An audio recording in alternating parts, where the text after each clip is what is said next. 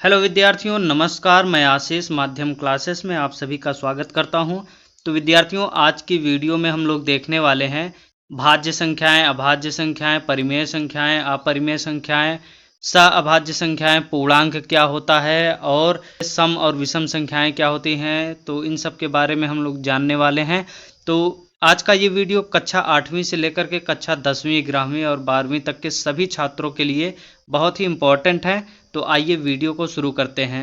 आप इस वीडियो को बिल्कुल भी स्किप ना कीजिएगा, क्योंकि इस वीडियो को देखने के बाद आप भाज्य, अभाज्य, परिमेय, अपरिमेय और वास्तविक संख्याएं, पूर्णांक, पूर्ण संख्याएं, ये सब क्या होती हैं, इन सब के बारे में आपको अच्छी तरीके से जानकारी प्राप्त हो जाएगी। तो आइए वीडियो को शुरू करते हैं। वीडियो अच्छा लगे तो वीडियो को लाइक, शेयर, कमेंट और चैनल को सब्सक्राइब करके बेल आइकन जरूर प्रेस कर दीजिएगा। तो आइए सबसे पहले हम लोग देखते हैं कि भाज्य संख्याएं क्या होती हैं। हम भाज्य संख्याएं किसे कहते हैं? तो फ्रैक्शनल नंबर, इसे हम लोग इंग्लिश में बोलते हैं भाज्य संख्याएं।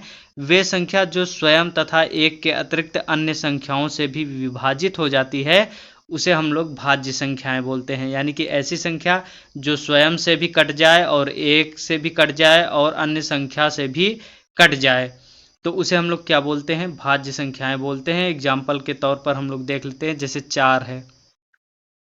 4 क्या है? एक से भी कट जाएगा और स्वयं से भी कट जाएगा और 2 से भी कट जाएगा। तो ये क्या है? ये भाज्य संख्या है। 8 को देख लेते हैं, तो ये 2 से कट जाएगा, 4 से कट जाएगा, 8 से कट जाएगा और 1 से विभाजित हो जाएगा। तो इसे हम लोग भाज्य संख्या बोलेंगे। अब आइए देखते हैं हम लोग अभाज्य संख्या क्या होती है। अभाज्य संख्या को हम लोग प्राइम नंबर बोलते हैं। तो वे संख्याएं जो स्वयं तथा एक से विभाजित होती हैं, अन्य संख्या से नहीं, अभाज्य संख्या कहलाती है। यानी कि ऐसी संख्या जो स्वयं से कट जाए और एक से कट जाए और उसके अतिरिक्त किसी अन्य संख्या से विभाजित ना हो, उसे हम लोग अभाज्य संख्याएं कहते हैं। अब जैसे कोई लड़का है, मान लीजिए एक लड़का है, ठीक है, वो केवल अपनी सुनता है, या फिर मान लीजिए अपने पिताजी की भी सुन लेता है।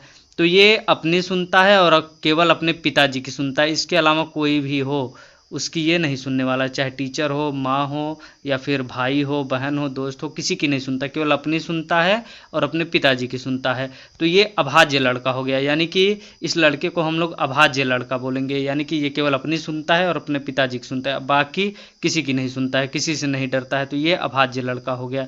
इसी तरीके से कोई भी संख्या है, 2 है, 3 है, 5 है, या कोई भी संख्या है जो स्वयं की सुनता हो और एक की सुनता हो, यानी कि जो खुद से कट जाए और खुद से विभाजित हो जाए और एक से विभाजित हो जाए, वो अभाज्य संख्या होती है। जैसे 2 हो गया, 3 हो गया, 5 हो गया। तो सबसे छोटी अभाज्य संख्या क्या होती है? 2। यानी कि सबसे छोटी प्राइम नंबर 2। 2 से छोटी प्राइम नंबर कोई नहीं होती। अब हम लोग देख लेते हैं सअभाज्य संख्या क्या होती है। कि ऐसी 2 या 2 से अधिक संख्याएं जिनका उभयनिष्ठ अपवर्तक 1 हो, यानी जिनमें केवल एक कॉमन हो, यानी कि जो केवल एक से कटे, वो क्या होती हैं? सअभाज्य संख्याएं होती हैं। यानी कि जिसका HCF केवल एक हो। अब मान लीजिए 5 है, 7 है, ये 2 संख्याएं दी गई हैं।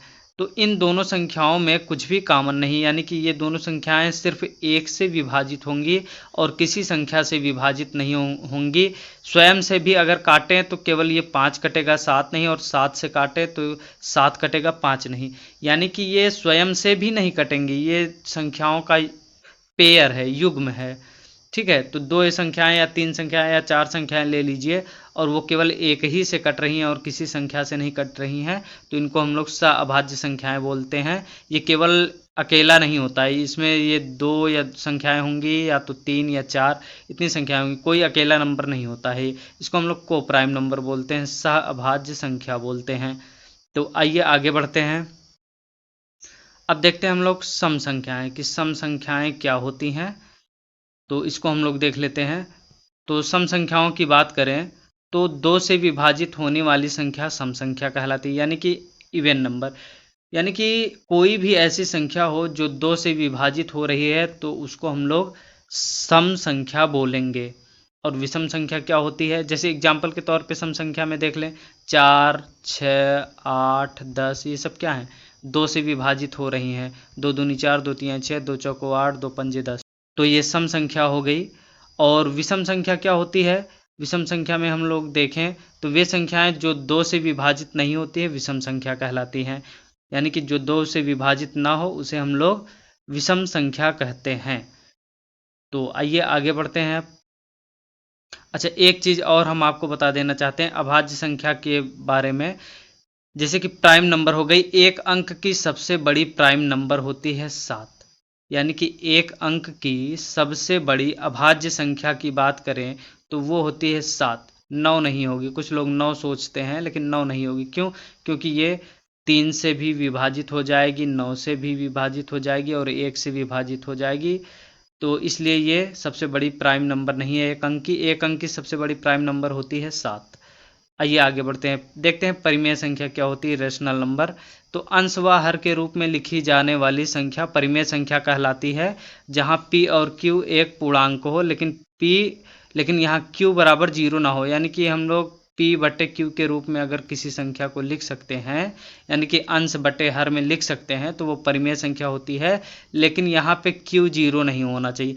p बराबर 0 हो सकता है लेकिन q बराबर 0 नहीं होना चाहिए, उसका हर शून्य नहीं होना चाहिए। तो उसको हम लोग परिमेय संख्या बोलेंगे। यानी कि x बटे वाई, 3/2, ये सब क्या है? परिमेय संख्या है। 4 लिखा है तो 4 के बटे 1 हम लोग लिख सकते हैं, तो ये p बटे q के रूप में हो गया। तो ये भी क्या हो गया? परिमेय संख्या। √4 है तो इसको जब हम लोग करड़ी से बाहर निकालेंगे तो 2 आएगा और 2 के बटे 1 लिख सकते हैं, तो ये भी क्या है? परिमेय संख्या है। अब आगे बढ़ते हैं, देखते हैं अपरिमेय संख्या क्या होती है। तो अपरिमेय संख्या की बात करें तो वे सभी संख्याएं जो परिमेय नहीं है अपरिमेय संख्याएं कहलाती। यानी कि देखिए, परिमेय संख्या हमको पता चल गया है। अब जो परिमेय संख्या नहीं होगी वो सीधा सीधा अपरिमेय संख्या होगी, ये फिक्स हो गया है। तो ऐसी सभी संख्याएं जो परिमेय नहीं है वो क्या कहलाती हैं? अपरिमेय संख्याएं कहलाती हैं। जैसे अंडर रूट में कोई हो जिसे अंडर रूट से बाहर ना निकाला जा सके, जैसे √3 है, इसको हम लोग बाहर नहीं कर सकते हैं तो ये अपरिमेय है। माइनस में कोई संख्या अंडर रूट के अंदर है और वो बाहर नहीं आ सकती है, तो वो भी क्या है? अपरिमेय संख्या है। और देखिए इसका, देखिए 4/0, q बराबर 0 हो गया। परिमेय में क्या था कि हर शून्य नहीं होना चाहिए, लेकिन इसमें हर शून्य हो गया, तो ये क्या है? ये क्या है? अपरिमेय संख्या है। यानी कि ये सभी संख्याएं क्या हैं? अपरिमेय संख्याएं। अब पाई की बात करें तो पाई का मान देखिए होता है 22/7। अब 22/7 क्या है? परिमेय संख्या है, लेकिन पाई को क्या माना जाता है? अपरिमेय संख्या। अगर कहीं पे पाई लिखा है तो वो अपरिमेय है, लेकिन अगर 22/7 लिखा है तो वो, सॉरी, अगर पाई लिखा है तो वो अपरिमेय है और 22/7 लिखा है तो वो परिमेय है, जबकि पाई का ही मान होता है 22/7। आइए आगे बढ़ते हैं, वास्तविक संख्याओं के बारे में हम लोग बात करते हैं कि वास्तविक संख्याएं क्या होती हैं।